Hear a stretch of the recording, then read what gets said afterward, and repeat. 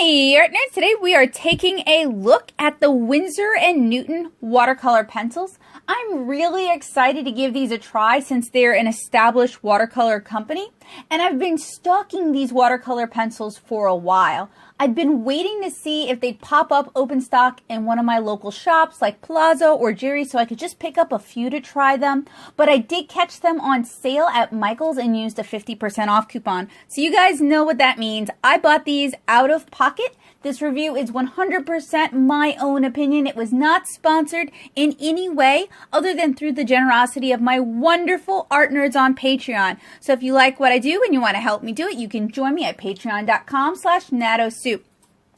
So we're going to take a look at the packaging first, and these are really packaged. There's so much packaging on these, and maybe it's because I bought them from Michael's and they were hanging in a sort of mixed use store, but there's a plastic wrapper that you guys can see here, shrink wrapped, the metal tin with a belly band, and then there's plastic liners in the tin. And I purchased the 24 color set. I got it with a 50% off coupon, and normally that would be $42 at Michael's, so I paid about $21 at Michael's. Now we're gonna get this thing open. And as I said, this is a Michael's release, so perhaps this was to deter shoplifting, but I really don't like seeing so much waste. I do like that they come in a metal tin, but it is a shrink wrap metal tin, and just a shrink wrap metal tin would have sufficed, or even just the metal tin itself. So maybe a little bit less packaging. And these are pigment color pencils. So I have a little bit more info about the pencils themselves. So there are 48 total colors. They don't seem to be available open stock on Jerry's, on Plaza, on Blick. In fact, they're not even available through those websites, and I haven't seen them in the physical stores yet. I'm not sure if they're going to be in the physical stores. And there doesn't seem to be any open stock of these available. These use cedar wood for the casings, which when I opened the package, they smelled really, really fragrant, but also a little bit concerning because it kind of smells like when I was a kid in elementary school and somebody would throw up. It kind of smells like that, but maybe my school was reusing cedar shavings from the pencil sharpeners. I don't know. As I mentioned earlier, I do like just the metal case with the belly band, and you can see it's taped on with a little tape dot in the back. I feel like this would have been more than sufficient for store display. I don't really understand why we have the additional plastic case that's just going to go in the garbage. And considering there's so much waste in the world, and when I review art supplies, I generate so much waste, I'd love to see companies move towards something more sustainable. Now, unlike some of the other watercolor pencils on the market, there is no screening on this metal container, and the lid removes fully. You can put it behind the container. And I was having a little bit of trouble getting inside of it, so I used an X-Acto blade just to kind of help me break the seal.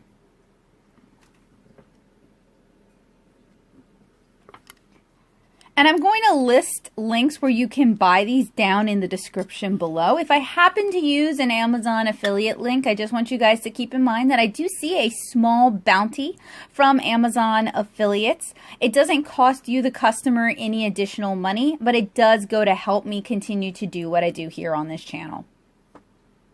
So the lid snaps on very securely. As you can see, the metal tin lifts out. It has these little inserts cut into it, or I guess molded into it, and you get 2 tiers. There's a lot of wasted space with this container. Now, if these were sold open stock, I would say, okay, I guess we can expand our collection, but that they're not open stock, so that's not the case. So if you love these color pencils and you end up using them to death, you're not going to be able to replace them. So the website and the box says that these are pigment-based watercolor pencils, and since this is Winsor and Newton, I was really looking forward to some pigment information because their tube and their half pans have pigment and light fast information over on the site. So I browsed around and I couldn't find it. So I shot them an email. You guys can see what I said here. In the past, I've had poor responses from Winsor and Newton. I was actually really heartened by the response I got. Basically, they're telling us that it's the same quality as Cotman watercolors, which are not my favorite watercolors, that they did general light fast tests and they performed well, but they are doing accurate tests right now and they'll come back when they have more information, so I may hit you guys up with an update. As I mentioned earlier, it's non-tropical cedarwood, or it's cedarwood from California, so it's non-tropical cedarwood because I asked about sustainability. The barrel is 7.2 millimeters and the core is 3.7 millimeters for color pencils, and the graphite pencils are 7.2 millimeters and the core is 2 millimeters. And they would like to confirm that their pencils do not contain animal derivatives. And it was Ann McCarthy who got back to me. So I really want to thank Ann for a prompt and insightful answer. So the pencils themselves have kind of a smooth satin finish. They are round bodied pencils, which are easier on my hand. As I mentioned earlier, there is no pigment information on these pencils. They don't have that information available apparently, but hopefully they'll get back to us when they do have that available, since you guys ask and I always wonder myself. The round bodies are easier on my hands, but they're super prone to rolling. And I plan on comparing these to some of my other watercolor pencils. Sorry, Bowie is insistent on lap time. I plan on comparing these to some of my other watercolor pencils, since these are professional grade, or one would assume they were professional grade, being that they were from Winsor Newton. Now that I know that they're made from the same materials as Cotman, I might say that these are student grade, but I did not know that when I conducted these tests and I did my review, so I'm going to go from there. So we are going to compare these to the Faber-Castell Albrecht Dürer watercolor pencils, as well as the Faber-Castell Gold Faber Aqua watercolor pencils. Albrecht Dürer watercolor pencils are their highest line, and then Gold Faber is kind of their student hobbyist line. Both are good watercolor pencils, and here we're just kind of comparing the tins. Most high-end watercolor pencil sets come in reusable metal tins. I like that this set isn't hinged. The top of this tin isn't hinged. It removes, so I can put it beneath my tin, and that takes up less space on my desk.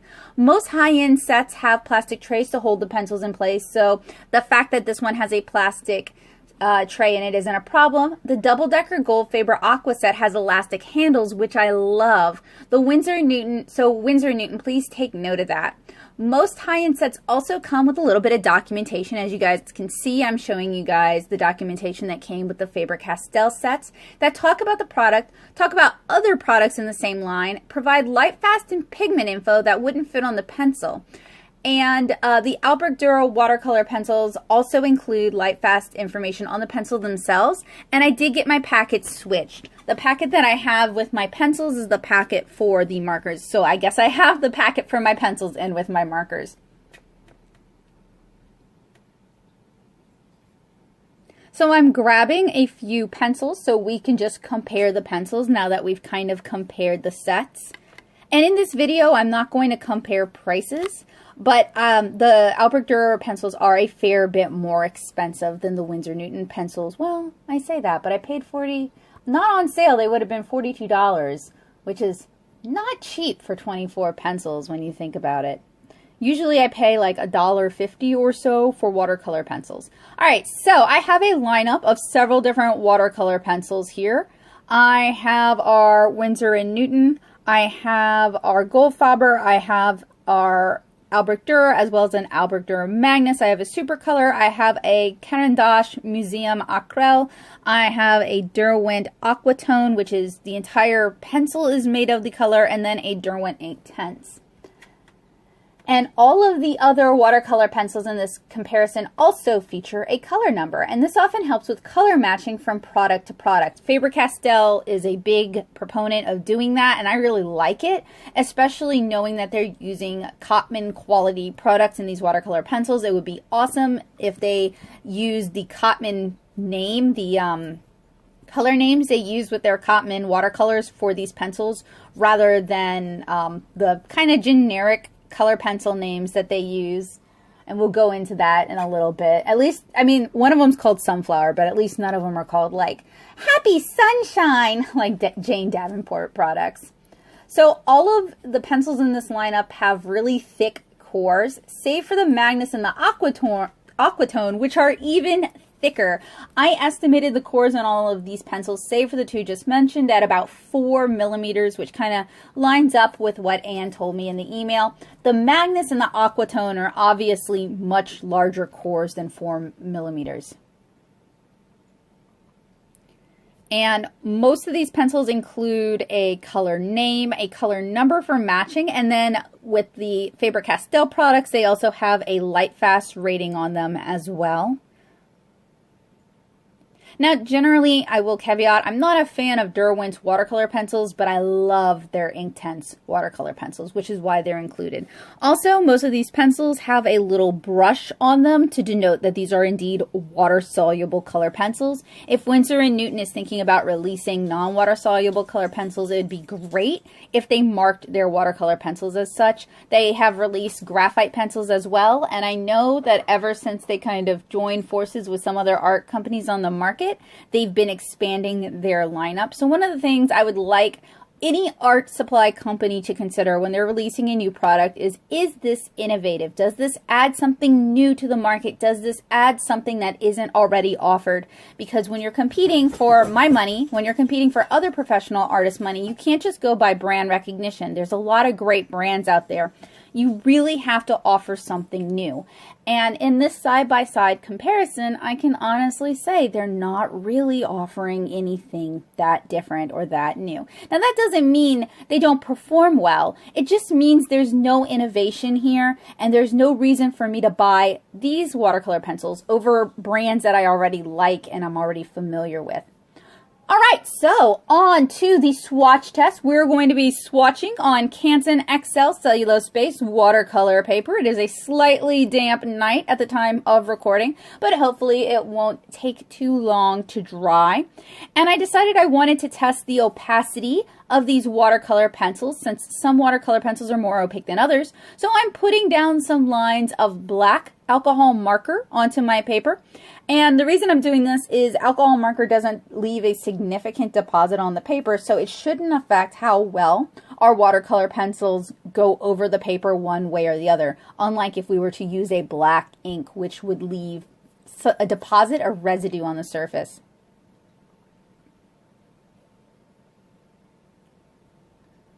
And I'm just going to work my way through all 24 colors. So I noticed that the white crumbled really quickly, but for this test, all other cores seemed pretty solid, as you guys will see. You can also see they're slightly opaque over the black Copic marker.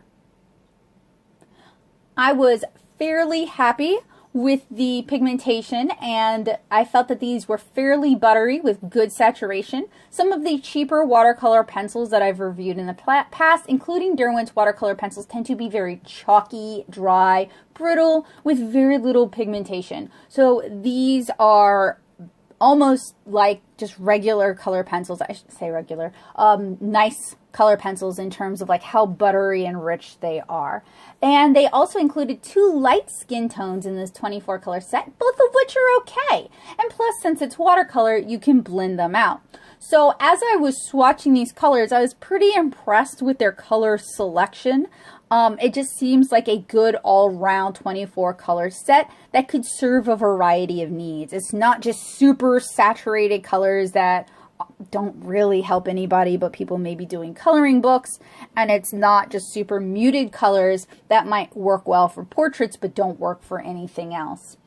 So I found no further breakages at this point. None of the tips snapped. and the color has some opacity to it. So now that I have finished doing solid color swatches, we're going to add a little water to this since these are watercolor pencils. And what I'm looking for is how well these blend out, how quickly they reactivate, how much the pigment moves, how good the coverage is, whether or not we get any granulation, things like that. If there's any kind of a wax resist or if any colors don't want to activate.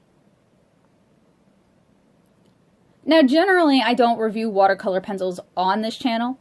I have a few that you guys can watch, but a lot of them are children's grade watercolors. Part of the reason I don't really review watercolor pencils on this channel is because I'm a watercolor comic artist, so I use watercolor pencils mostly to add details to my finished pages or my nearly finished pages. I don't do a lot of illustration with just watercolor pencils. But I've been reviewing watercolors for a while, and I felt like a lot of the same qualities I'm looking for in watercolors are applicable to watercolor pencils. And I was so excited about getting these. I purchased them for myself, but I wanted to share my findings with you guys in case it could help y'all. And doing these tests makes me want to test some of the other sets that I already own, like retroactively test them and maybe do a big comparison. So if that's something you guys are interested in, do let me know in the comments below. And if you want to help fund that goal, again, you can join me at patreon.com/nattosoup. So here's a quick look at our still wet colors. You guys can see we had decent activation, decent movement, and even some granulation, which I like seeing. It's a little bit novel from watercolor pencils, and I think granulation can add some visual interest and excitement. If you guys know of any artist quality watercolor pencils that offer granulation, let me know. I'm very interested in that. I have found that the Albrecht Dürer, the Inktense pencils, because those have an India ink base, they don't really offer much granulation. So that's what I mean by something a little innovative, something a little bit different, something to kind of mix things up. And here are our dry swatches. It took a little while for them to dry, and since it was wet last night, or wet at the time of recording, they did pool a little bit, but you guys can see that the colors didn't dry chalky, they didn't dry overly grainy. We still have really good color intensity for most of the colors, which is what I want to see from watercolor pencils. I'm looking for good coverage, I'm looking for good pigment load, and I'm looking for good resolubility. Those are all important to me. So the colors activated quickly and without scrubbing. Fairly good pigment load upon activation. All colors activated fairly well. I like the color selection. I think it's usable for someone who likes watercolor pencils as a standalone medium, as well as usable for someone who wants to use them for their regular watercolors. And here are the dry tests compared to the pencils themselves. So next, I'm going to do a color wheel for you guys to see how well these blend. Of course, we do have a 24 color set, but I've selected 6 colors: a warm red, a cool red, a warm yellow, a cool yellow, a warm blue, and a cool blue. The colors I used for this are sunflower, yellow, azure, true blue, carmine, and mandarin. And this is what I mean by like why Winsor Newton did you not just name these off of the colors, like the Cotman colors that these match with? So like where's ultramarine, scarlet, yellow azo, names we already recognize from Winsor Newton. It would be easier for color matching and make it easier for artists. And also like mandarin is probably either vermilion or scarlet, so just name it what we're familiar with. I'm not a fan of when companies do cutesy names, so that could be my bias. But the only thing I can think of for not naming them like that is, do they not want these colors to be directly compared? That's not useful. These also, as you guys can probably see, threw a lot of dust. No breaking, but a lot of dust. And the dipped caps don't exactly match the colors, but with only 48 colors in the lineup, it's not the biggest deal. I would still recommend swatching, especially if you're working on a big illustration. All right, so let's add a little water and see how these blend. And these are very, very pigmented. We're getting a lot of paint from these.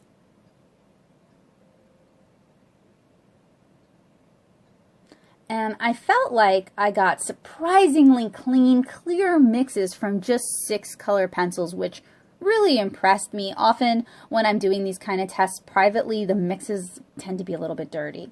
So now I'm doing a layering and color mixing test, and this works on 2 levels. It's going to work on a dry level and on a wet level. So I'm applying my cool yellow, my cool red, my cool blue, my warm yellow, my warm red, my warm blue.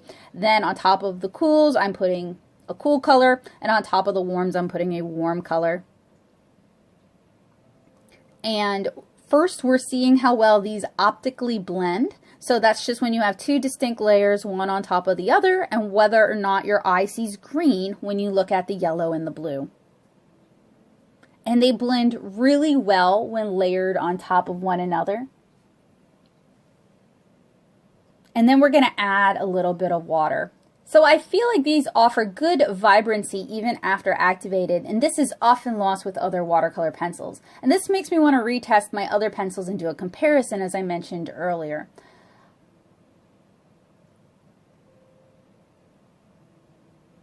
Now, somewhat surprisingly, I'm really heartened by these watercolor pencils.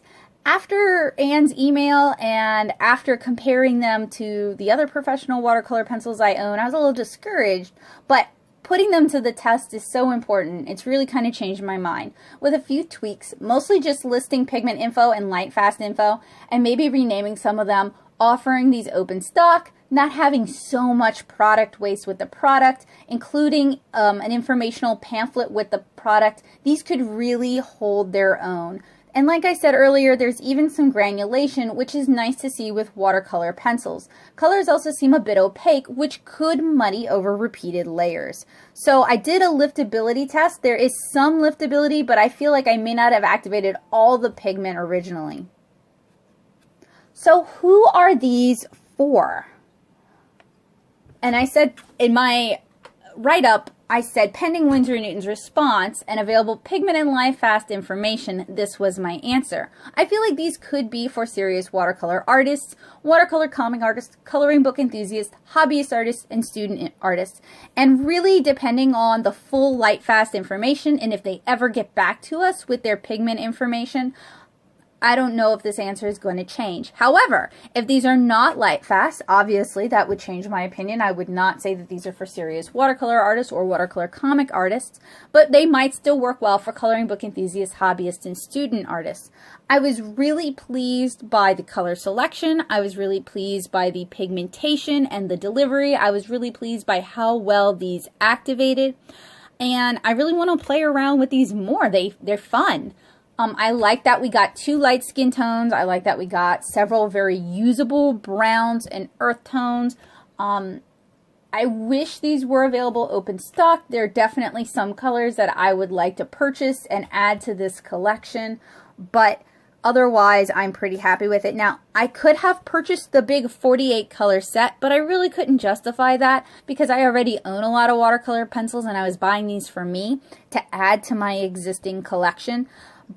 And also, like, $42 for 24 pencils if you don't have a coupon is a lot of money, and it would be hard for me to justify recommending that to somebody when there are other good alternatives on the market that are priced comparably but have light fast information already available and have documentation already available and are available open stock as well. Now, usually when you buy sets of something, you do save some money, so I can only imagine that these pencils are going to be more expensive if they were available open stock. But also, Michaels should not be the price point comparison because they always tend to be really expensive, which is why I always encourage you guys, if possible, to shop around, buy from art stores, buy from local art stores. You're not only going to get a better deal, but you're also going to get to interact with someone who's familiar with the art supplies. And quite frankly, at Michaels, that is usually not the case. So what's my verdict?